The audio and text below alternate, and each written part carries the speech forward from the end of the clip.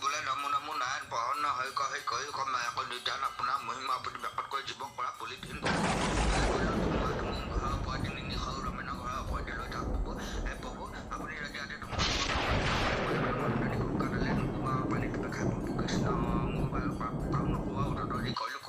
কৃষ্ণ মোক আজি ধুমুহাটো কৃষ্ণ আপুনি মোক আজি ধুমুহাটোৰ পৰা পঠাই দিলে প্ৰভু মই আপোনাৰ নামত শৰাই দিম শনিবাৰে দেওবাৰে প্ৰভু কৃষ্ণ পঠা ছাগলীটা দান দিম মন্দিৰত কৃষ্ণ প্ৰভু এইখিনিয়ে ভকতক দয়া কৰক আৰু কৃষ্ণ প্ৰভু আও হৰি আও ৰাম কৃষ্ণ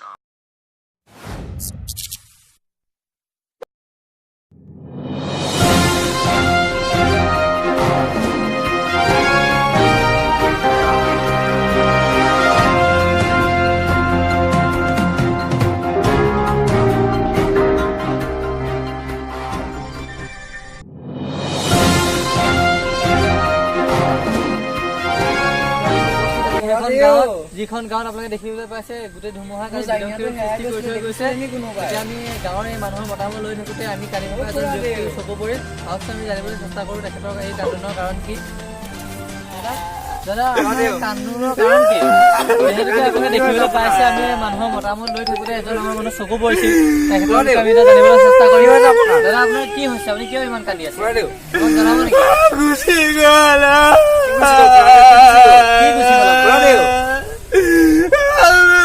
কবলৈ চেষ্টা কৰিছে কিবা বস্তু আঁতৰি গৈছে কি কৈছিল আমাক কব নি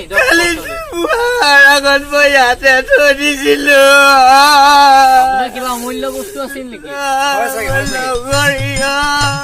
আপুনি জানে নেকি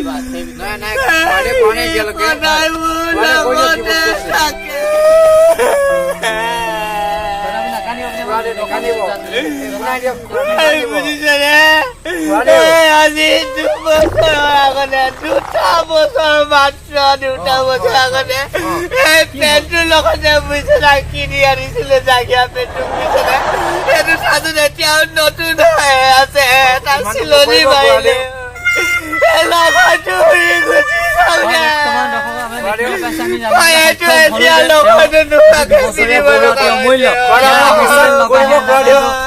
গ'লে বিধ্বংসী ধুমুহাই উৰুৱাই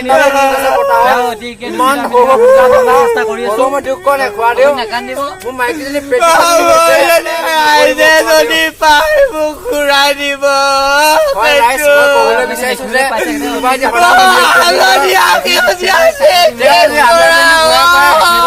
কোনো আমি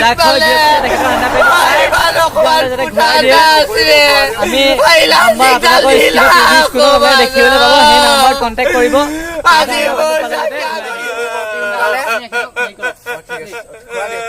দেখিবলৈ পাইছে আমি আৰু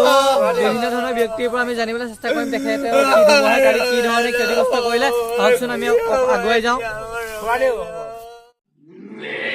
হয় দৰ্শক বৃন্দ আপোনালোকে দেখিবলৈ পাইছে আমি এজন ককা দেউতাৰ ওচৰত উপস্থিত হৈছোহি। কালি যিহেতুকে আমি ধুমুহাই বহুত অনিষ্ট সাধন কৰিছে গাঁওখনত তাৰে এজন ককা দেউতাৰ ওচৰলৈ আমি আহিছো তেওঁক আমি অলপ জানিবলৈ চেষ্টা কৰিম। হয় ককা দেউতা আপুনি যিহেতুকে গম পাইছে কালি ধুমুহাই গোটেই বিনষ্ট সাধন কৰিছে আপোনাৰ গাঁৱত তাত আপোনাৰ কিবা অনিষ্ট হৈছে নেকি? অনিষ্ট কথা কি কবি বুজিছনে কালি মই বজাৰলৈ গলো হয় বজাৰলৈ গৈতো মোৰ অৱস্থা নাই বুজিছনে বজাৰলৈ গলো বোলো মাংস অকমান আনো মাংস অকণ আনো বোপাই বোলো ঘৰত ৰহি কাঠ অকমান আছিলে বুজিছনে বোপাই ৰহি কাঠখনৰ লগত খাম বোলো মাংস অকণ আনি ঘৰত নাপালো শুনে পালে নহয় বুজিছনে কৈছিলে তেনেকে লৈ আহিলো মাংস অকণ আনি পেলাই বুজিছনে ঘৰত মানুহজনী বোলো গলো মাংস অকণ বনা তাৰপিছতে মোৰ চৰ্দি জ্বৰ নহয় বোপাই চৰ্দি জ্বৰ বোপাই মই এখন ধৰি আছো দে কাঠটো অহাৰ কাৰণে বেয়া নাপাবি দে তাৰপিছত আৰু বুজিছনে মানুহজনীক কলো বোলো কমলা শুনি থা কমলা বোলো মোৰ কাৰণে পেৰাচিটামোল এটা লৈ আহা পেৰাচিটামোল আনিব ক'লো বুজিছনে মোৰ এতিয়া মোলে কি আনি দিলে হাগনি কৰিব নোৱাৰো দে বুজিছ না ৰাতি আকৌ হাগিব নোৱাৰা সদায় হাগনি হ'বলে কম্পাউণ্ডাৰটো ওচৰৰ মানুহ টেবলেট দুটা দিছিলো মই বুজিছ কালি তাৰে এটা খুৱাই দিলাম কি কবি বোকাই খোৱা দিনা পৰা কালি পৰা বুজিছ নে মুতিবও নোৱাৰো হাগিবও নোৱাৰো হয় বৰ্তমান দেখিবলৈ ককা দেউতা ন অতি আলৈ আথানি হৈছে বৰ্তমান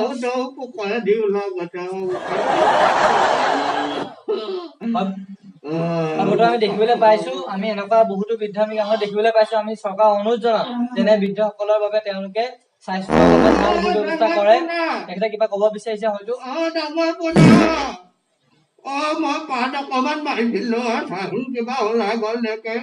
মোৰ ডেলা পাতো খোলা দেচোন বুজিছ ঢেৰ কবা হ'লে এটা ডেলা কাহকে পিন্ধি আছো ডাঙৰ পোনা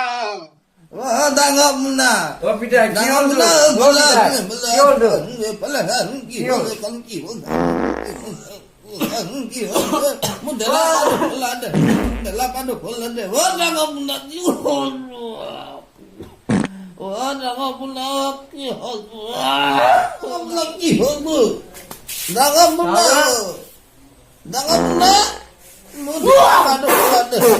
বৰ্তমান দেখিবলৈ পাইছে মানুহৰ কালি ধুমুহাই মানুহৰ গোটেই গাঁও অনিষ্ট কৰাৰ লগতে মানুহৰ পেটতো বহুত অনিষ্ট সৃষ্টি কৰিবলৈ দেখা পাইছে আমি আমাৰ ততাতৈয়াকৈ যোৱাৰ ব্যৱস্থা কৰিম ধন্যবাদ হয় বৰ্তমানলৈকে দেখিবলৈ পালে আমি গাঁওখনৰ ওপৰত এটা চমু আভাস দিলোঁ কালি হৈ যোৱা বতাহ ধুমুহাই গোটেই গাঁওখনত গোটেই বিধ্বংসীৰ সৃষ্টি কৰিছে